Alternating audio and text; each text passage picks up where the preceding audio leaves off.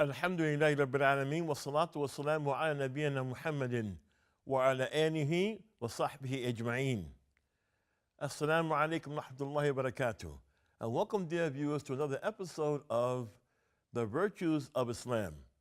In this program, we've been talking about the various good qualities about the religion that Allah subhanahu wa ta'ala loves and that He's completed and perfected for those who follow it. In our last episodes, we've been talking about what happens or what is the etiquette of Muslims if we find ourselves in a disagreement with another Muslim, particularly about religious issues. And so we're now talking about dialogue between two people or more, where the environment should be peaceful and there shouldn't be a desire to overcome, but rather a desire to arrive at the truth. Among the issues that's included in the etiquette of this kind of discussion is returning to the text to prevent arguments. So when we disagree about something, our book, the Quran, and the Sunnah of the Messenger sallallahu alaihi wasallam address us about returning to the revealed text to avoid long and protracted arguments between us. This is one of the virtues of Islam.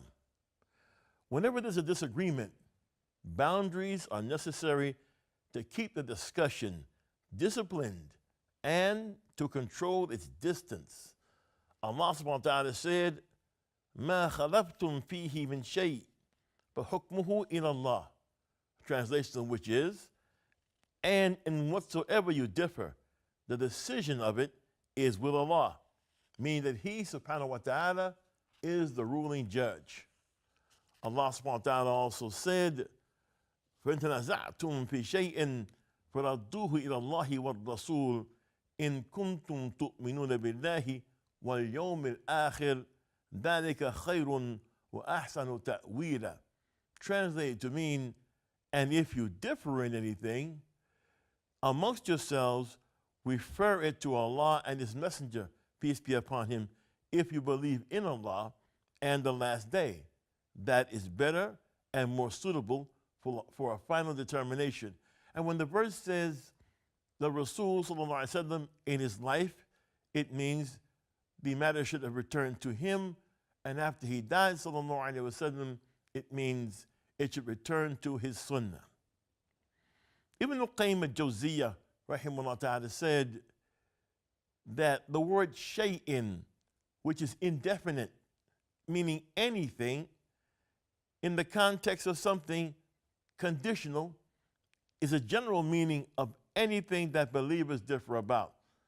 So when it said, if you differ about something, shay'in, it means if you differ about anything. Whether it be major or a minor issue of religion, we must return it to the Book of Allah, the Quran, and the Sunnah of the Messenger sallallahu alaihi wasallam.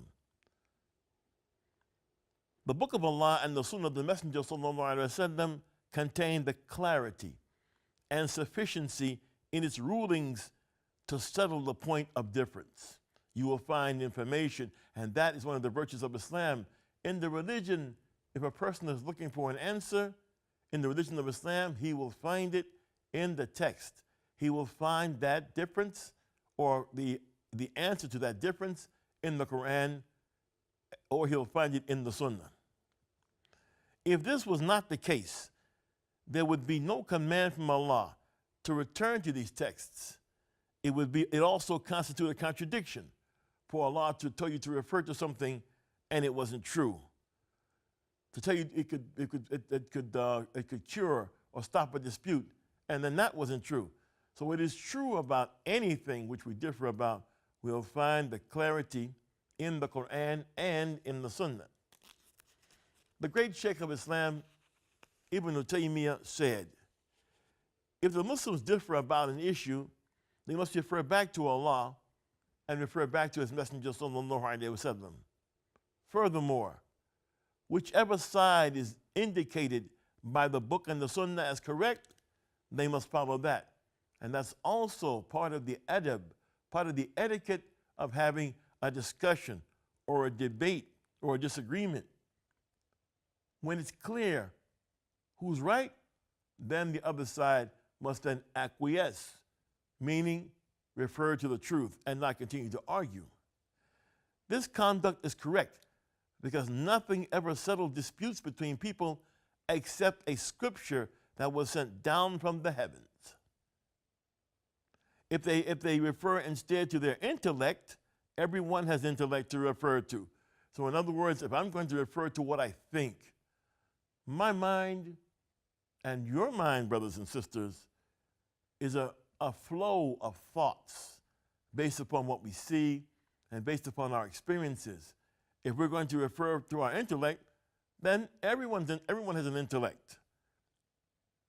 His intellect could have him calling to innovation or being stray by way of either his own view or his opinion that he uses to debate others, but not the truth.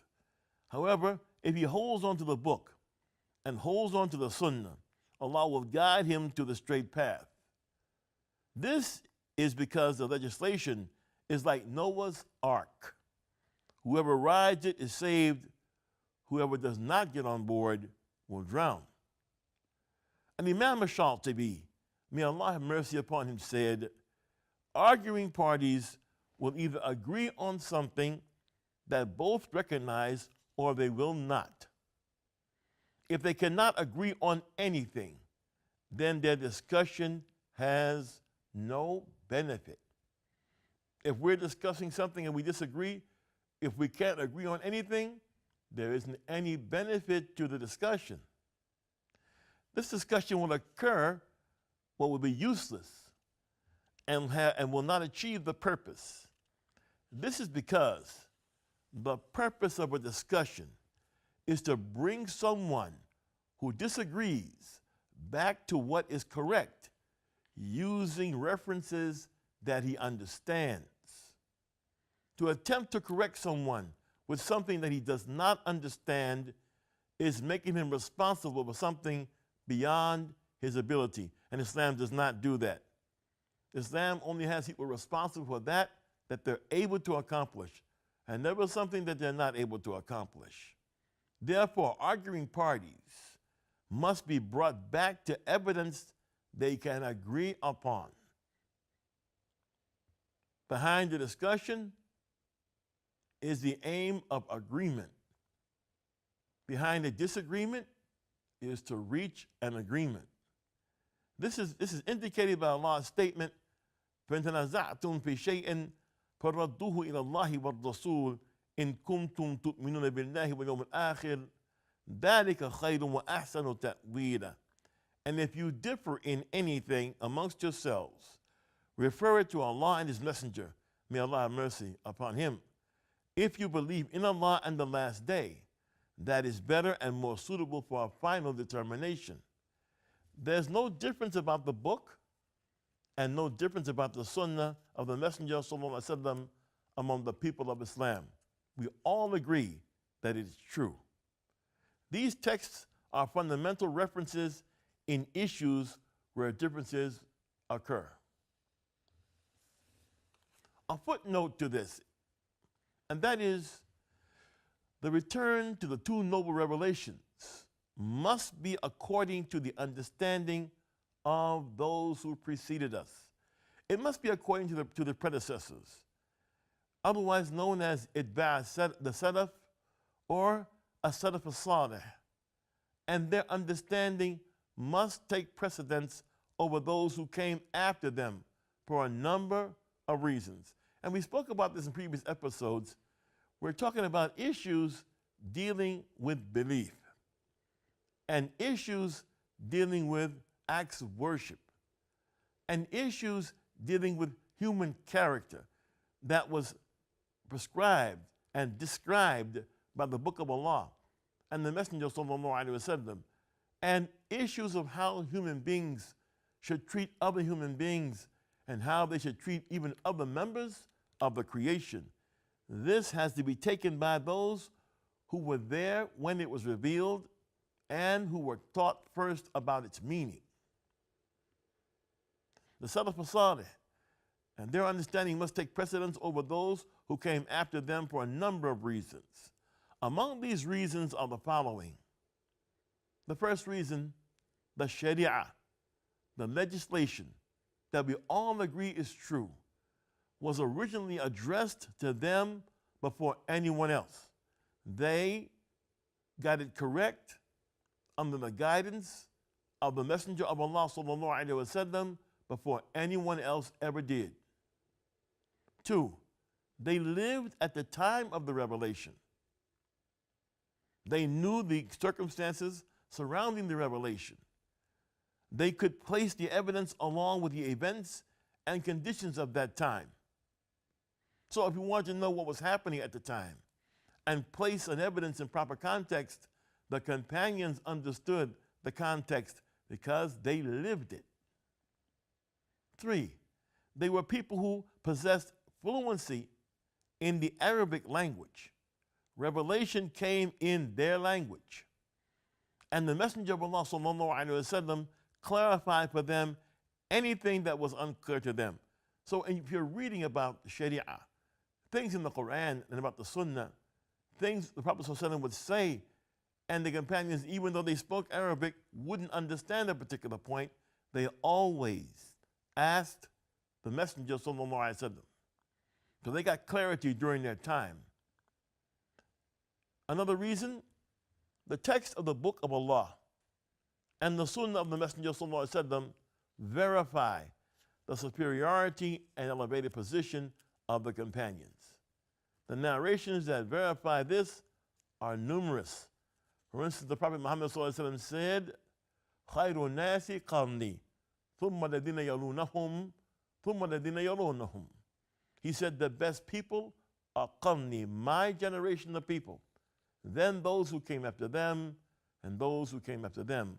So the Messenger of Allah verified that they were the best at the practice and living the life of a Muslim.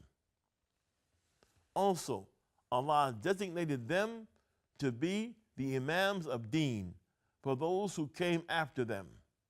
And He praised them and those who followed them in their way. So these are the reasons why, if we speak of Aqidah, we look to them. What belief is it proper for a Muslim to have? And if we speak of acts of worship, how did they do those acts of worship?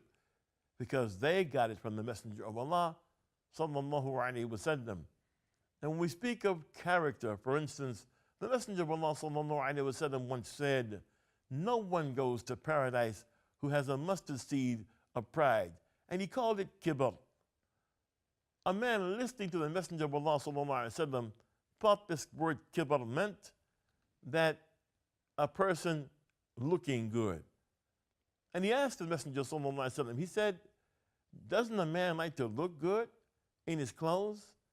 And the Messenger of Allah sallallahu alaihi wasallam clarified it for him and said, this kibr, this arrogance is not looking good. It is when a person turns down the truth and looks down upon people. And there are many examples of the Prophet ﷺ clarifying for the companions what something exactly meant, and we find that in the annals of the Sunnah. The virtue of Islam covers how we cultivate our young and how we ourselves are cultivated or educated by the deen of Islam. The word in Arabic for education or cultivation is tarbiyah. Tarbiyah. From its linguistic roots, and there are about 4 of them, tarbiyah has 4 functions. The functions of cultivation, education, and raising the young are 4 things. 1, the protection and care of the innate nature of a child, his fitrah. 2, to prepare and develop a child's skills and his preferences, the things that he's going to like and not like. 3, to give orientation and to orientate the nature and skill in a proper way and direction so it can be fulfilled. So to orientate the skill of a child and the child's nature so he can fulfill his nature. As one curriculum said in Islamic University, it is to show the child the ni'mah inside of himself and to show him the ni'mah of Allah in his environment so that he may use the both to make his living in the world and be prepared to go to the hereafter. And 4, it's a gradual step-by-step approach toward the accomplishment of the other 3. So how do we define education, cultivation, shaping and raising the youth, and shaping and raising our community? How is this defined? It is the system of upbringing that Allah has made obligatory upon Muslims. هو النظام التربوي الذي فرضه الله على المسلمين أن يربوا أولادهم ويوجهوا أهليهم ويدعوهم في ضوئه دون غيره من الأنظمة التربوية الأخرى. It's a system of upbringing that Allah has made obligatory. It is not optional upon Muslims in raising their children and directing their families. They must be prevailed upon. They must be prevailed upon to follow the guiding principles to the exclusion of other systems of upbringing and education. Another definition of this education coming from Islam: نظام التربوي المنبثق من القرآن الكريم والسنة النبوية والهدف إلى النشأ المسلم في توجيهه ورعاية جوانب نموه لبناء سلوكه وإعداد حياته في الدنيا والآخرة. This is a system of upbringing that comes from the Quran and from the Sunnah with the goal of raising, caring, and directing all aspects of a child's growth and development.